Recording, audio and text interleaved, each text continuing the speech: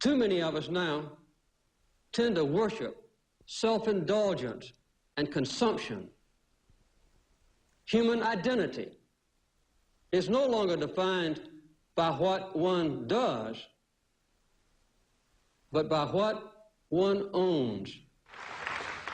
We're not trying to push financial reform because we begrudge success that's fairly earned. I mean, I do think at a certain point you've made enough money. To take no unnecessary trips, to use carpools or public transportation whenever you can, to park your car 1 extra day per week, to obey the speed limit, and to set your thermostats to save fuel. Well, number one, we're going to have to start doing a better job of conserving on energy. Americans like to drive their big SUVs. They like to leave all the lights on in their house. And that means we're going to have to change our light bulbs. We're going to have to, you know, shut the lights off in our houses.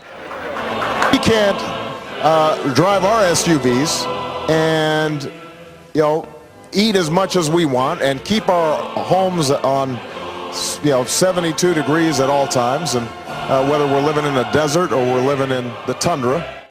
I'm proposing a bold conservation program to involve every state, county, and city, and every average American in our energy battle.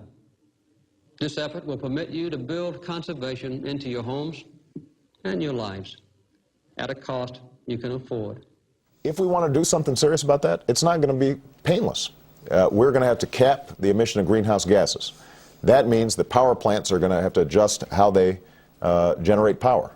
They will pass on those costs to consumers. Of energy, I'm proposing tonight an extra $10 billion over the next decade to strengthen our public transportation systems. I'm announcing my administration's efforts to transform travel in America with an historic investment in high-speed rail. And to make this happen, we've already dedicated $8 billion of Recovery and Reinvestment Act funds to this initiative, and I've requested another $5 billion over the next 5 years. We ourselves are the same Americans who just 10 years ago put a man on the moon. The same thing was said about our ability to harness the science and technology to land a man safely on the surface of the moon. I will soon submit legislation to Congress calling for the creation of this nation's first solar bank, which will help us achieve the crucial goal of 20% of our energy coming from solar power by the year 2000. These efforts will cost money, a lot of money. Some believe we should set standards to ensure that more of our electricity comes from wind and solar power. Now, there are costs associated with this transition, and there's some who believe that we can't afford those costs right now. We often think of conservation only in terms of sacrifice.